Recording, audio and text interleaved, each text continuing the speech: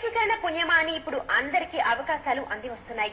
గుండె నిండా ధైర్యం, మెదడు నిండా మేధస్సు, చేతి నిండా నైపుణ్యం ఉండాలే కానీ ఇప్పుడు ఎవరిని ఉన్నత శిఖరాలు అధిరోహించకుండా ఏ శక్తి ఆపలేదు. అందుకే ఒకప్పుడు గడప దాటని అమ్మాయిలు కూడా ఇప్పుడు అమెరికా లాంటి దేశాలకు ఎంతో సునాయాసంగా వెళ్లగలుగుతున్నారు. అయితే అలా సముద్రాలు, ఖండాలు దాటి వెళ్లే వారి భద్రతే ఇప్పుడు త్రిశంకు స్వర్గంగా మారింది. మంచి జీతం, పెద్ద హోదా, గొప్ప ఉద్యోగం, చేతి నిండా డబ్బు, భూతల స్వర్గం లాంటి ప్రదేశం. ఇదంతా ఒకప్పటి సగటు మానవుడి స్వప్నం. కానీ కొంచెం కష్టపడితే చాలు ఆ స్వర్గాన్ని సునాయాసంగానే అందుకోవచ్చని ఈనాటి యువతరం నమ్ముతోంది.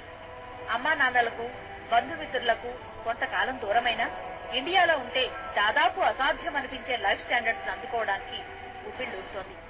అందుకోసం ఎంత రిస్క్ తీసుకోవడానికైనా యంగ్ జనరేషన్ రెడీ అవుతోంది. పేరెంట్స్ కూడా వీరి ఉత్సాహాన్ని అర్థం చేసుకుని ఎంకరేజ్ చేస్తున్నారు. పరాయి దేశం అంటే ఉన్న భయాలకు క్రమంగా అందరూ దూరం అవుతున్నారు.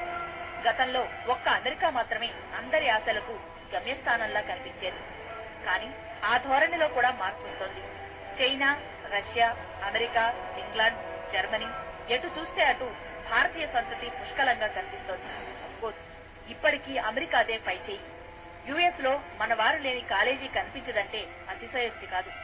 అమెరికా వెళ్లే భారతీయుల్లో కూడా ఎక్కువ మంది ఆంధ్రులేనని లెక్కలు చెబుతున్నాయి.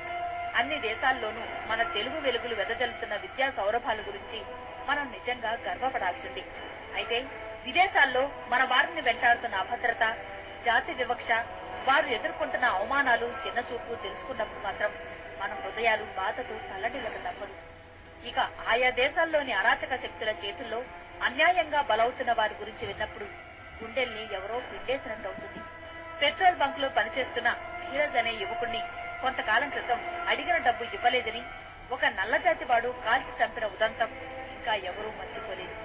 ఆ యువకుడు మన అధికార భాషా సంఘం అధ్యక్షుడు ఏబీకే ప్రసాద్ మనోడు. పాలమూరు జిల్లా నుంచి వలసపోయిన వారు శవాలై తిరిగొచ్చిన నెత్తుటి జ్ఞాపకం ఇంకా మనల్ని వెంటాడుతూనే ఉంది. ఈ మధ్య వర్జీనియా టెక్ యూనివర్సిటీలో ఒక కొరియన్ స్టూడెంట్ విచక్షణారహితంగా కాల్పులు జరిపి 30 మందికి పైగా అమాయకుల ప్రాణాలు బలి తీసుకున్న దారుణ కిరాతకం మరో విషాద సందర్భం. ఈ ఘటనలో ఒక భారతీయ ప్రొఫెసర్ చనిపోవడం అక్కడ ఇక్కడ భారతీయులందరినీ కలిచివేసింది. విదేశాల్లో భారతీయ ప్రతిభా పాఠవాలను ప్రదర్శిస్తున్న వారిని చూసి సంతోషించాలో, విదేశీ అరాచక సంస్కృతికి నేలరాలిపోతున్న భారత యువతేజాలను చూసి కుమిలిపోవాలో అర్థం కాని విషమకాలం ఇప్పుడొచ్చిందని మేధావులు అంటున్నారు. నేర సంస్కృతి ఎక్కువ ఉన్నటువంటి సమాజం అది. ఆ సమాజంలో జరిగినటువంటి వాళ్ళు రోజు వాళ్ళతో ఉన్నారు కాబట్టి అక్కడ ఉండేటువంటి నేరస్తుల మీద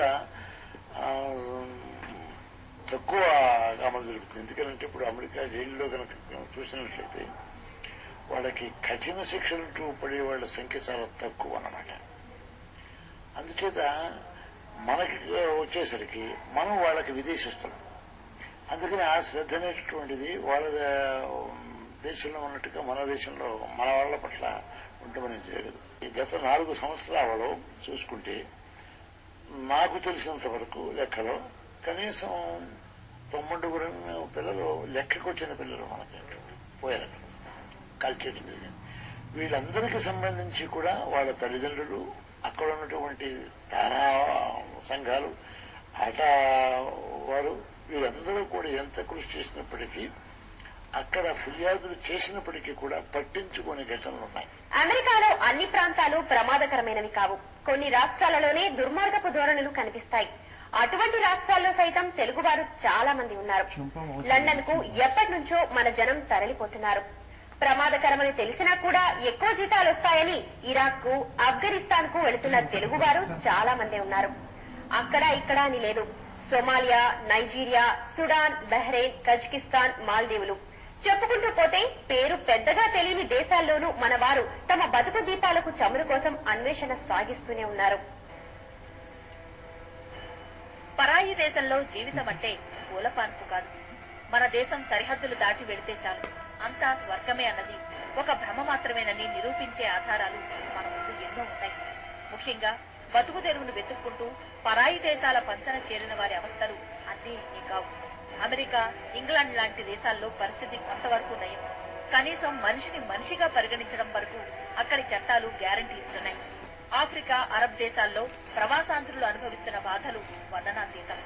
సోమాలియా, నైజీరియా, సూడాన్లలో మన కార్మికులు అక్కడి మాఫియా ముఠాల ఉక్కుపాదాల కింద నలిగిపోతున్నారు. Saudi Arabia, Qatar, United Arab Emirates, Bahrain, Kazakhstan తదితర దేశాల్లో భారతీయ కార్మికులు ఎదుర్కొంటున్న సమస్యలకు అంతే లేదు. తక్కువ జీతాలకు ఎక్కువ పనిచేయాలి. హక్కులంటూ ఏవీ ఉండవు. అన్ని అవమానాలే. అక్కడ చట్టాలలో వీరికి ఎలాంటి భద్రతాపరమైన హక్కులను పొందుపరచలేదు. అక్కడ స్థానికులకి, మనవారికి స్వేచ్ఛ, వాక్ స్వాతంత్ర్యాల విషయంలో భూమికి ఆకాశానికి ఉన్నంత తేడా ఉంటుంది. దాదాపు మన వారు బానిసలుగా జీవించడానికి సిద్ధపడి అక్కడ మనుగడ సాగించాల్సింది. ఇక ఉగ్రవాదుల అరాచకాలకు మొదట బలయ్యేది కూడా మనవాళ్లేనన్నది అందరికీ తెలిసిన విషయమే. ఆఫ్ఘనిస్తాన్ లో మన వరంగల్ కు చెందిన ఇంజనీర్ ఒకరిని టెర్రరిస్టులు దారుణంగా చంపేసిన ఘటన ఎన్నటికీ మర్చిపోలేం. 2004, 2005లో యునైటెడ్ అరబ్ ఎమిరేట్స్ లో 154 మంది భారతీయ కార్మికులు ఆత్మహత్య చేసుకున్నట్టు రాయబార కార్యాలయాల లెక్కలు చెబుతున్నాయి. తగిన పత్రాలు లేక అక్రమంగా నివసిస్తున్నారన్న ఆరోపణలతో ఎమిరేట్స్ నుండి తిరిగి వచ్చేసిన వారెందరో ఉన్నారు. వీరిలో ఎక్కువ మంది నిజామాబాద్, కరీంనగర్ జిల్లాల వారి. అక్కడికి వెళ్లడానికి చేసిన అప్పులు తీర్చలేక, తిరిగి వెళ్లలేక వారు అనుభవిస్తున్న దుర్భర స్థితి మరో విషాదగాథ. ఇలా ఏ ప్రవాసాంధ్రుడి గుండెను తడిమినా ఒక కన్నీటి కథ మనసు పుటంలోంచి జాలువారుతుంది. భద్రత అంటే భద్రత అనేది నిజానికి ఇప్పుడు అందరూ మాట్లాడుతున్న భద్రత అంటే పోలీస్ ప్రొటెక్షన్ అనే సెన్స్ లో మాట్లాడుతున్నారు, లేదా పోలీసులు అందుబాటులో ఉండడము పోలీస్ ప్రొటెక్షన్ అనేది. కానీ అమెరికన్ సమాజం లోపలనే భద్రత లేదు. ఎందుకంటే సమాజం ఇన్బిల్ట్ సమాజమే భద్రత ఉన్న సమాజం కాదు. సమాజంలో ఉన్న అసమానతలు కానివ్వండి, సమాన భాషను రాకపోవడం కానివ్వండి, ఇవన్నీ తెచ్చుబడుతున్నప్పుడు వచ్చే అవలక్షణాలన్నీ కూడా ప్రతిబింబిస్తాయి. అమెరికన్ సమాజంలో ఉంది. ముఖ్యంగా అమెరికా సమాజంలో శాంతి భద్రతలు లేకపోవడం అనేది ఎక్కడ ఉన్నదంటే అక్కడ ఉన్న విలువల క్షీణత, తర్వాత సంస్కృతి క్షీణత, తర్వాత అందరూ సెంట్రిక్ అంటే మనుషులు అన్ని విలువలు మర్చిపోయి కేవలము ఆఫ్టర్ మనీ ఉండడము, సౌకర్యాలు ఉంటుండడము, తర్వాత సుఖలాలసం ఉండడం, ఇట్లాంటి అన్ని అవలక్షణాల వల్ల సమాజం భద్ర సమాజం కాదు. విదేశాల్లో భారతీయుల అష్ట కష్టాలపై మరిన్ని విషయాలు తెలుసుకునే ముందు చిన్న విరామం తీసుకుందాం.